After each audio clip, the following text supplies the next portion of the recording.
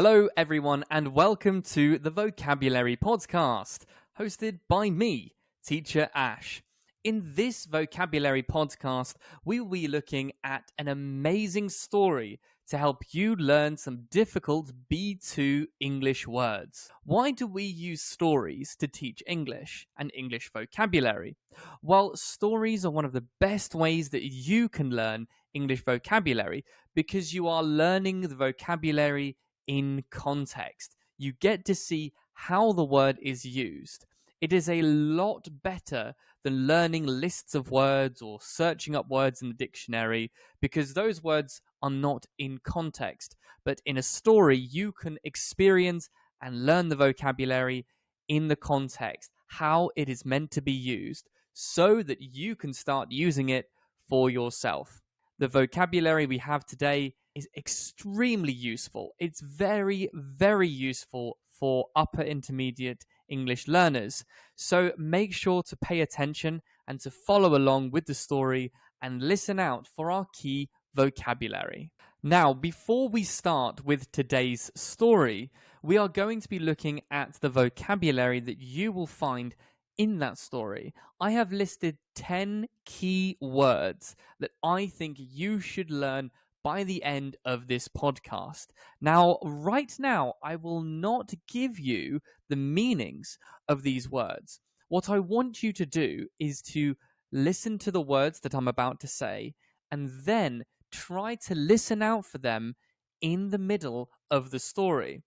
And you can start to guess what the meanings of these words are in the context of the story. Doing it like this will help you to remember the vocabulary a lot more than if I just gave you the meanings straight away. So, what are the words that I want you to listen out for in today's story? The first word is the word significant. Significant. The next word is challenge. Challenge. The next word is awareness. Awareness. Next up, reliable. Reliable. Next, gradually. Gradually. Efficient. Efficient. Consequently. Consequently. Essential. Essential. Outcome. Outcome. And finally, briefly. Briefly. So those are the 10 words I want you to look out for and listen out for in today's story. They are all incredibly useful words, and hopefully by the end of this podcast, you will not only learn what they mean, but you will be able to use them in your own conversations and your own written and spoken English. So let's get started with today's story. And today's story is all about a trip to Japan. Wow, an incredible, amazing place to go to a trip to. So let's get started. The title of today's story is Lost and Found in Tokyo, a transformative journey. Let's begin. Stepping off the plane at Narita Airport, I immediately noticed the significant cultural differences. The quiet efficiency, the orderly crowds.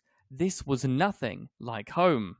My dream trip to Japan had finally begun, but I quickly realized it would be a challenge to navigate both the language barrier and unfamiliar customs.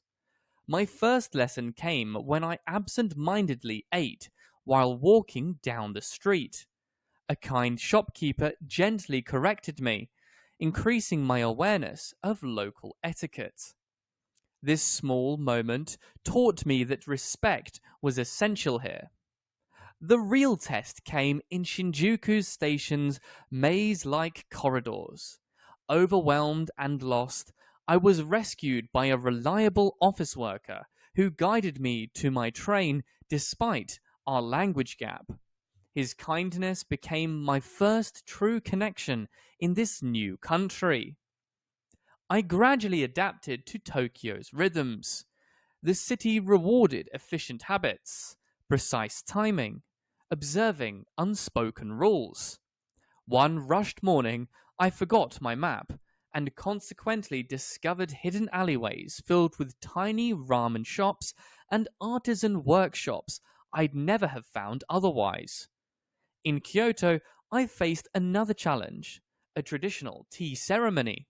Nervous about mistakes, I hesitated, but the hostess patiently guided me through each movement. By the end, I wasn't just following the steps, but understanding their meaning. The outcome of my journey surprised me. I'd arrived anxious about every misstep, but left with the confidence in navigating the unfamiliar. As I reflected briefly at the airport, I realized the true gift wasn't the sights I had seen, but the person I'd become. More adaptable, observant, and open to life's unplanned moments. What a lovely story. Did you understand this story? Did you listen out for our key vocabulary? If the answer was yes to all of these, brilliant. And if the answer was no, then don't worry, because now we are going to be breaking down the story we have just read to understand everything in it, line by line, piece by piece, so that you can start using not just our key vocabulary, but all the vocabulary in this story. So let's get started and read it line by line. Stepping off the plane at Narita Airport. Well, do we step on and step off? That's true. We do step on and step off a plane. But do we step in a plane? Not really. We tend to say step on and off. This is because a plane follows our preposition rules for transportation and vehicles. And the preposition rule is, well, the general rule is that if you can enter and walk around a method of transportation, plane, bus, train, then we use on. So we get on and off. If you cannot walk around, for example, a car, you get in and you get out. So that's the general rule for methods of transportation, especially public transportation. So we step off the plane at Narita Airport. Narita is the name of the airport. We know this because Narita is spelt with a capital letter, and so is airport. Capital letter, we can assume that this is the name of the airport. I immediately noticed the significant cultural differences. Wow. Okay, let's break that down. So I think already we have one of our first keywords, which is the word significant. Did you guess what it means? You did? Well, let me just say what it means so that you can check. The meaning of significant is important or noticeable. Important or noticeable. If something is significant. For example, a significant change is a big change or a change you can easily see or notice, right? So if I all of a sudden gained 15 kilograms, 20 kilograms of weight, that would be a significant change. If I gained 1 kilogram, it would be hard to see, right? But 15 kilograms, I think you would see that. So that is a significant change, an important or noticeable change. Brilliant. And we were talking about significant cultural differences. A cultural difference is, well, we know what culture is, right? Culture is what makes up a specific region or group of people. It's perhaps their art, their music, their language, their traditions. This is culture. So cultural differences, the differences in culture were very big. So wherever this person came from, their culture was very different, significantly different compared to Japanese culture. That's what they are trying to say. Let's continue. The quiet efficiency, the orderly crowds, this was nothing like home. The quiet efficiency, once again, another one of our key words, which is efficient. Efficient means to work well without waste. So something works well without waste. That is efficient. So if I am working out, let's say I'm doing some exercise, and I spend half an hour doing exercise and my muscles are really sore, I feel like I've worked really hard, that is efficient. If I go to the gym and I spend 3 hours there and I do 2 exercises, that's it, that is not efficient, right? The amount of time I spend and the amount of exercise I'm doing, that's not efficient. The orderly crowds, orderly means with order. Obviously, order is like organized, right? So, orderly crowds means the crowds were lined up in order. People were crowding in order. It wasn't a big bunch. It wasn't a free for all. It wasn't a crowd of people like a big circle or mess. It was nice, neat, organized lines, orderly crowds. This was nothing like home. My dream trip to Japan had finally begun, but I quickly realized it would be a challenge. There we go, one of our words for today. Challenge is a difficult task or problem. A difficult task or problem. So, learning English could be a challenge for you. It's a difficult task or problem. So, challenge is a very general term. Difficult task or problem. But I quickly realized it would be a challenge to navigate both the language barrier and unfamiliar customs. Brilliant sentence. To navigate. To navigate means to find your way, find your direction, right? So when we talk about navigators, these are people who navigate. What do? Well, often you will find navigators on ships, because ships they don't follow roads, do they? Right? They are in the middle of the ocean on, the waves. They need to find where they need to go. So they need a navigator. They need someone to find the direction for them, right? So to navigate is to find the direction that you want, to find the location or direction you need to go. So to navigate both the language barrier. So a barrier is something that stops something from passing, and language, obviously we know what language is, like the English language.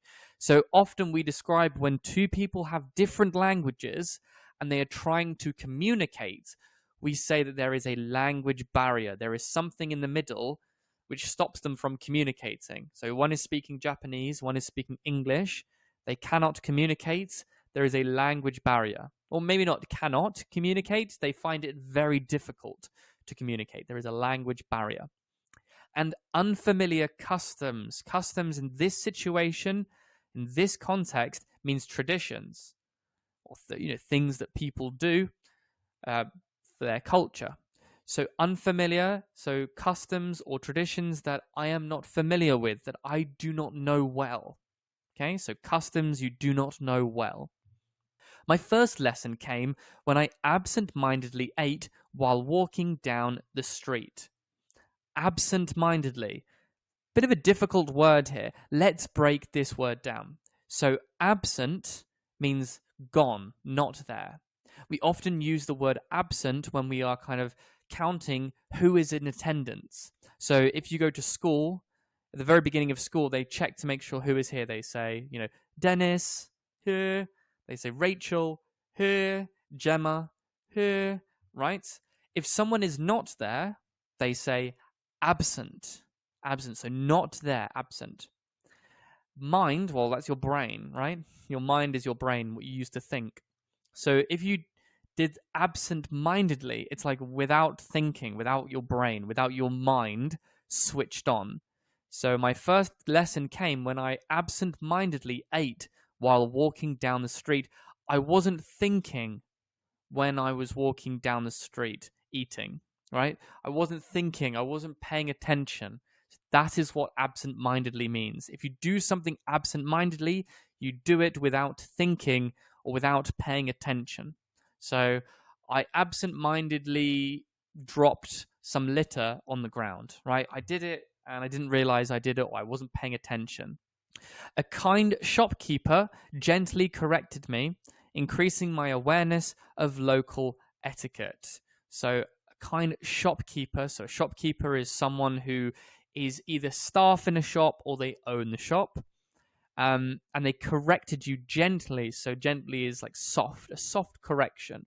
So they didn't say, "What are you doing?" They said, "Oh, just to let you know, you cannot eat while walking," or "I want to let you know it is rude to do this." Right? This is a gentle correction. Right? Increasing my awareness of local etiquette. Increasing the awareness of local etiquette. What does that really mean? Well, awareness, to be aware, is to notice things, right? And local etiquette. Local means like the area that you're talking about, the small area. So etiquette, that's the difficult word. Etiquette is all to do with politeness, right? Etiquette is being polite. So local etiquette is the things they do in the local area that are polite, that are considered polite. And obviously that also includes things that you shouldn't do because they are considered rude, right? So it's kind of two sides of the same thing. So that is what etiquette is. This small moment taught me that respect was essential here. Another one of our key words, essential. Essential means absolutely necessary, right? Essential. If something is essential, you need it. You have to have it, right? In my opinion, if you want to learn English, it is essential that you practice, right? You need to practice. You cannot not practice. You need to practice. You have to practice. Practicing is essential. And so what it's saying here really is that this idea of respect in the local culture is necessary. It is essential. You need to do it. The real test came in Shinjuku Station's maze-like corridors. I love this little connection here, this maze-like. If you have like at the end of something, that's what it means. Similar to. So maze-like corridors would be corridors that are similar to a maze. Really easy there to understand. Overwhelmed and lost, I was rescued by a reliable office worker. Right, let's break that down first. Already there are some good words there. Overwhelmed.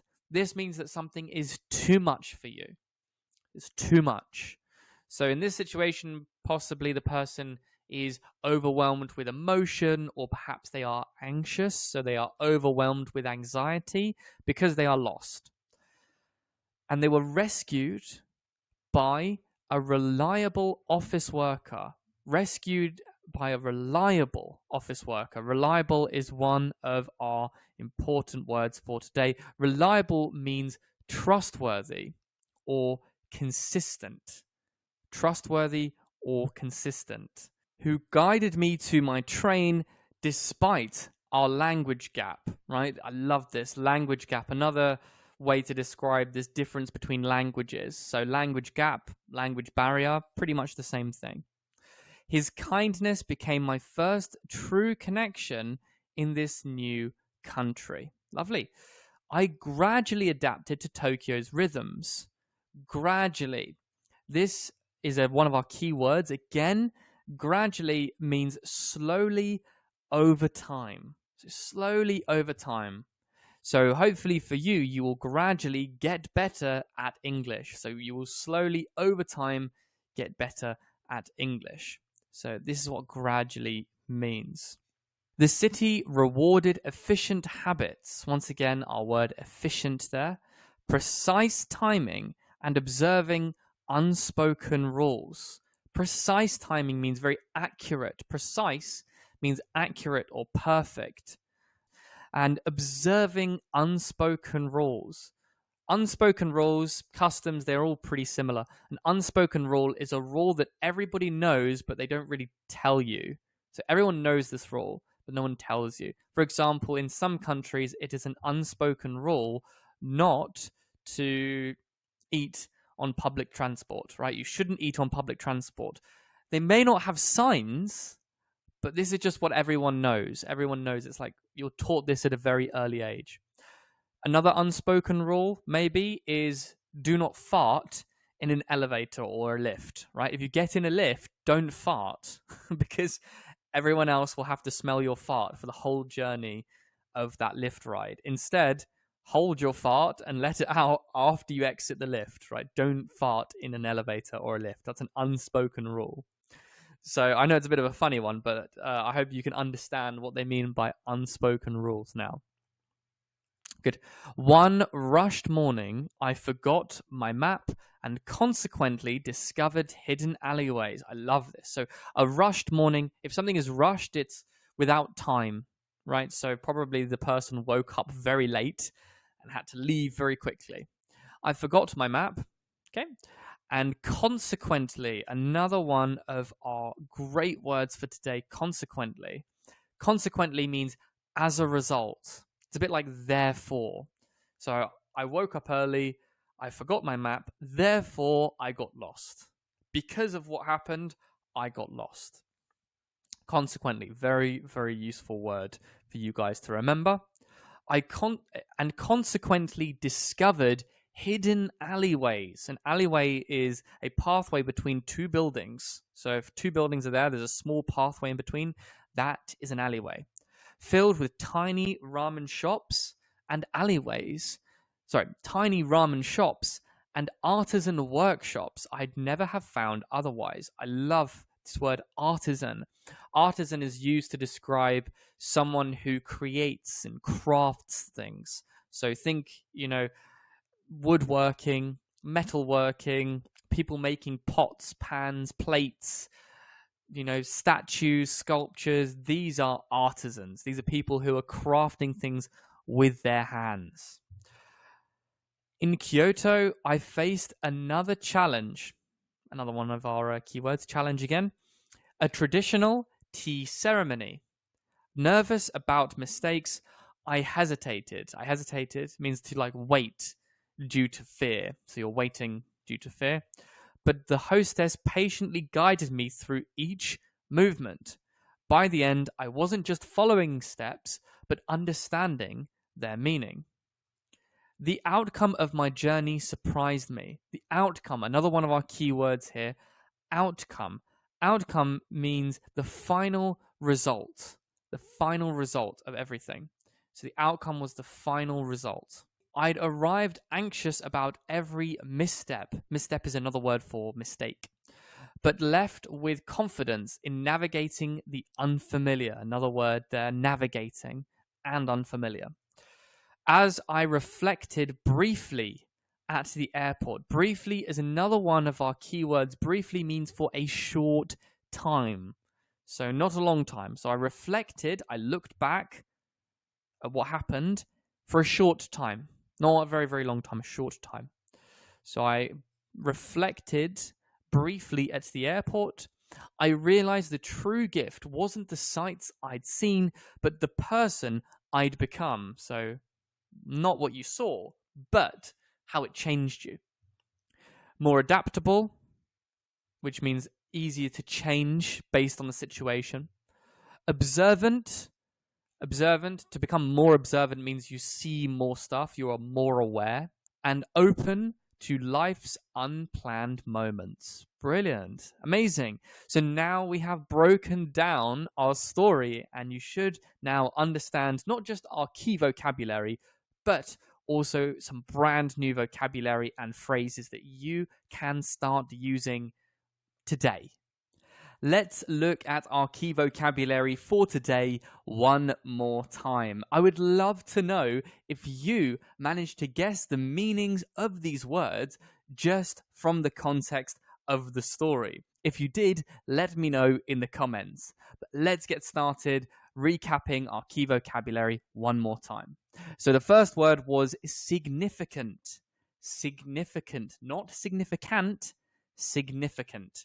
This means important or noticeable. In the story, it said, the significant cultural differences hit me immediately. There we go, significant.